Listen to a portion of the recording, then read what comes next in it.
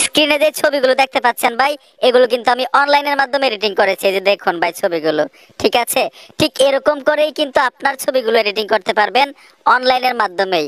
আপনি মোবাইল দিয়ে ছবি তুলছেন, পেছনের ব্যাকগ্রাউন্ড যেরকমই হোক না কেন খুব সহজেই কিন্তু এরকম এডিটিং হয়ে যাবে। তো আজকে আপনাদেরকে দেখাবো কিভাবে অনলাইনে ছবি এডিটিং করতে হয় খুব সহজে। স্ক্রিনটাকে লক্ষ্য করুন, আমি দেখাচ্ছি। আমি মূল কাজে চলে আসলাম। প্রথমত আপনার স্মার্টফোনে ছোট্ট একটা অ্যাপ্লিকেশন লাগবে। সোজা স্মার্টফোন থেকে গুগল প্লে স্টোরে চলে আসবেন। এখানে সার্চ বক্স পাবেন, সার্চ বক্সে লিখতে হবে এইচডি ব্যাকগ্রাউন্ড ফটো এডিটিং। এই যে দেখুন আমি লিখে দিলাম এইচডি ব্যাকগ্রাউন্ড ফটো এডিটিং। অনেকগুলো অ্যাপ্লিকেশন চলে আসবে। প্রথম যে অ্যাপ্লিকেশনটা আসলো আপনার লোগোটা দেখুন, এই লোগোটা দেখে অ্যাপ্লিকেশনটা ইনস্টল করে নেবেন। তো এখান থেকে আমি ওপেনে টাচ করে দিব। ওপেনে ট্যাপ দেওয়ার সাথে সাথে কিন্তু অ্যাপ্লিকেশনটার মধ্যে অনেকগুলো ব্যাকগ্রাউন্ড আপনারা পাবেন। এই যে দেখুন অনেকগুলো ব্যাকগ্রাউন্ড। আমি যদি মোরে টাচ করে দেই, একাধিক ব্যাকগ্রাউন্ড এখানে চলে আসবে। যেই ব্যাকগ্রাউন্ড দিয়ে আপনার ছবিটাকে এডিটিং করতে চান, এই ব্যাকগ্রাউন্ড এখান থেকে ডাউনলোড করে নিতে হবে গ্যালারির মধ্যে। যেমন আমি যদি এখানে ট্যাপ দেই, নিচে লেখা আছে ডাউনলোড, এখানে টাচ করে দেওয়ার সাথে সাথে যদি পারমিশন চায় এলাও করে দিবেন। এলাও করে দেওয়ার সাথে সাথে কিন্তু ডাউনলোড হতে থাকবে, মানে অটোমেটিক গ্যালারিতে চলে যাবে। এখন আপনার ছবিটাকে অনলাইনে কিভাবে এডিটিং করবেন এটাও দেখাই দিচ্ছি। আপনার স্মার্টফোন থেকে একটা ব্রাউজার সিলেক্ট করবেন, সবচাইতে বেস্ট হচ্ছে গুগল ক্রোম।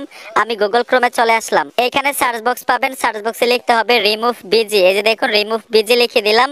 রিমুভ বিজি লিখে দেওয়ার সাথে সাথে অফিসিয়াল ওয়েবসাইট চলে আসবে। এখানে ওয়েবসাইটের উপরে ট্যাপ দিবেন। ট্যাপ দেওয়ার সাথে সাথে এখানে দেখুন আপলোড ইমেজ লেখা চলে আসছে। আপলোড ইমেজে টাচ করতে হবে। যে ছবিটাকে এডিটিং করতে চান আপনি এই ছবিটার উপরে টাচ করতে হবে। টাচ করার পরে ডানে চলে আসবেন। ডানে আসার সাথে সাথে এখানে এডিটিং লেখা চলে আসবে। এডিটিং এর উপরে ট্যাপ দিবেন। এই যে দেখুন এডিটিং লেখা চলে আসবে। এই যে দেখুন আমরা এডিটিং এ চলে যাব। এডিটিং এ আসার সাথে সাথে এইখানে লেখা আছে আপলোড ব্যাকগ্রাউন্ড। এই যে দেখুন আমি আপলোড ব্যাকগ্রাউন্ডে চলে আসলাম। আমি ওই অ্যাপ্লিকেশনটা থেকে কিছু ব্যাকগ্রাউন্ড আপলোড করছিলাম, মানে ডাউনলোড করছিলাম। তো ওই ব্যাকগ্রাউন্ড আমি দিয়ে দিব। যে দেখুন এই ব্যাকগ্রাউন্ডটা কিন্তু আমি ওই অ্যাপ্লিকেশন থেকে ডাউনলোড করেছি। তারপর ডানে চলে আসবেন। ব্যাকগ্রাউন্ড সিলেক্ট করার পর আমি ডানে ট্যাপ দিলাম। এই যে দেখুন ভাই ডানে ট্যাপ দেওয়ার সাথে সাথে যদি এই ব্যাকগ্রাউন্ড আরো ব্লার করতে চান, নিচে দেখুন এখানে ব্লার লেখা আছে। এইখানে যদি টাচ করে দেন আরো ব্লার হয়ে যাবে। ছবি কিন্তু এডিটিং হয়ে গেল অনলাইনের মাধ্যমে। এখন এই ছবিটাকে ডাউনলোড করে নেওয়ার জন্য উপরে দেখুন একটা আইকন আছে। এই আইকনে ট্যাপ দিবেন। নিচে লেখা আছে ডাউনলোড ইমেজ। ডাউনলোডে টাচ করবেন। এই যে দেখুন ডাউনলোড হয়ে গেল। আমি ওপেনে ট্যাপ দিলাম। অলরেডি কিন্তু শেষ। আমি কাজটা দেখাইতে শিখাইতে একটু সময় লাগে। যখন আপনি নিজে শিখবেন দেখবেন খুব সহজেই কিন্তু এডিটিং করতে পারবেন। 1 মিনিট সময় লাগবে, ঠিক আছে? যে দেখুন খুব সহজে আমি অনলাইনের মাধ্যমে ছবিটাকে প্রফেশনাল এডিটিং করতে পেরেছি। তো বন্ধুরা আশা করি বুঝতে পেরেছেন যে কিভাবে ছবি এডিটিং করতে হয় অনলাইনে।